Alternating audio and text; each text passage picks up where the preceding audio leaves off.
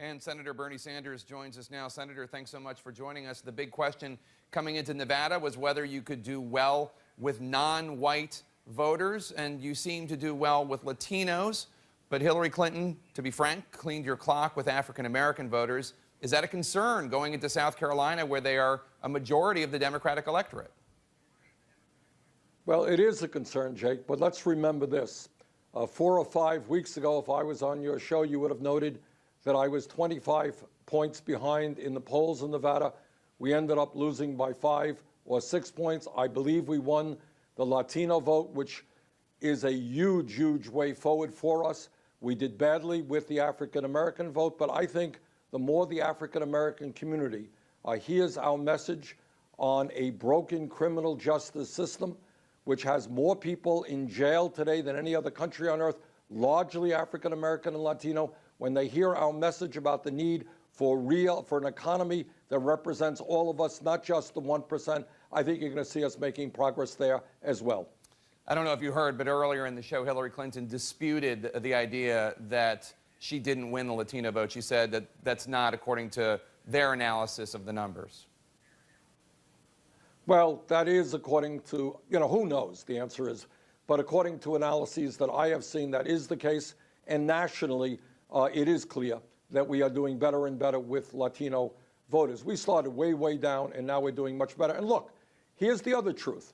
The truth is that for a campaign that started off as a fringe campaign at 3% in the polls, we have enormous momentum. You have noticed that one of the recent national polls actually had us ahead of Hillary Clinton. In state after state, her margin is narrowing. So I think people are responding to our message of a rigged economy where ordinary Americans work longer hours for lower wages, and almost all new income and wealth goes to the top 1%, a corrupt campaign finance system in which billionaires are buying elections. I think our message is resonating, and obviously the proof of that is that Hillary Clinton is more or less echoing much of what we are saying. I think that indicates the success that we are having. For the record, sir, as you know, we never considered you a fringe candidate, but let's move on. Hillary Clinton has been referring to you as a single, you know that, sir. Hillary Clinton's been referring to you as a single issue candidate. What do you think when she says that? I haven't the vaguest idea what she's talking about. If she thinks that income and wealth inequality and the fact that the rich get richer while everybody else gets poorer is the only issue, it's not. We're the only major country on earth that doesn't have a national health care program guaranteeing health care to all people. Talk about that. We need to have free tuition at public colleges and universities so that our kids today can do well in a global economy. We need to have the wealthiest people and largest corporations pay their fair share of taxes. We're working very hard to transform our energy system so we effectively combat climate change. We are talking about dozens of issues. I'm not quite sure where Secretary Clinton is coming from. But what I will repeat is I think we have got to address this real crisis of a corrupt campaign finance system in which billionaires and their super PACs are trying to buy elections. Now, one of the things that we're up against right now, Jake, is that Hillary Clinton's super PAC, funded by Wall Street and other powerful special interests, are going to pour a lot of money into this election against us. We rely on individual contributions, $27 apiece. So you're seeing the impact of billionaire and Wall Street super PACs on an election. That has got to change. We have to overturn this disastrous Citizens United Supreme Court decision. In your concession speech last night, you said, now it's on to Super Tuesday. 11 states will have Democratic contests on March 1st. Which of those states do you expect to win? I think we are going to do well in states like Minnesota, Colorado, Massachusetts, Oklahoma. Last poll I saw had us at 80% of the vote in Vermont. I think we're going to do well there, and I think we're going to do well in some other states as well. After that, we're going to fight hard for Michigan, Kansas. There are states out there that I think we have a real shot to win in. And by the way, Jake, as you know, and I hope many of the viewers know, these state-by-states primary and caucuses are proportional. For example, we lost in Nevada, which meant that Hillary Clinton got 19 delegates, we got 15 delegates. It's not all or nothing. But I hope that in the coming weeks, we start winning some big states and start collecting a lot of delegates.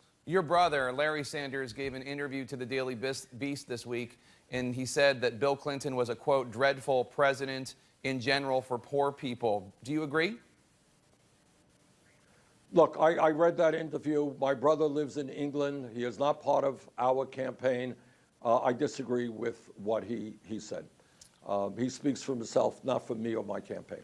Fair enough. I disagree with my brother on a lot of things, too, although I love him dearly, as I'm sure you do yours. Let's turn And me too. I love my brother. Let's turn to the Supreme Court. One possible contender to replace Justice Scalia that the Obama administration is discussing is Judge Sri Srinivasan, whose past clients include ExxonMobil, as well as former Enron CEO Jeff Skilling. Do you think this background of Mr. Srinivasan should be of concern to progressives? Well, to be honest with you, I have not studied his record. And it's something that I certainly want to look at. So I really, to be honest with you, Jake, just can't comment on that right now. Do you think that the Senate should be able to filibuster a Supreme Court nominee? Look, Jake, this is something that is very troubling to me, and I think to the American people. This is not, an issue that needs a lot of debate. The Constitution of the United States is extremely clear. President of the United States has the right to nominate candidates, justices, to the United States Senate. No one debates that. The idea that Mitch McConnell and the Republicans in the Senate are trying to deny the president his constitutional right to appoint Supreme Court justices is really an outrage. And it is an outrage because these guys, the Republicans, they love the Constitution. They talk about the Constitution day after day after day, except, I guess, when you have a Democratic president who is doing his constitutional duty and nominating a Supreme Court justice. So I hope very much that the American people are loud and clear and say to the Republicans, let the president must have the right to do what the constitutional mandates. Quickly, sir, the Chicago Tribune uncovered a photograph this week of you being arrested during the civil rights era. What do you remember from that day? I remember it pretty well. I remember being arrested. This had to do with opposition to segregated schools in Chicago. I mean, I remember very clearly being arrested, being thrown into a police wagon, driven to the police station. It was an interesting day. All right, Senator Bernie Sanders, good luck in South Carolina. We will see you on the campaign trail, sir.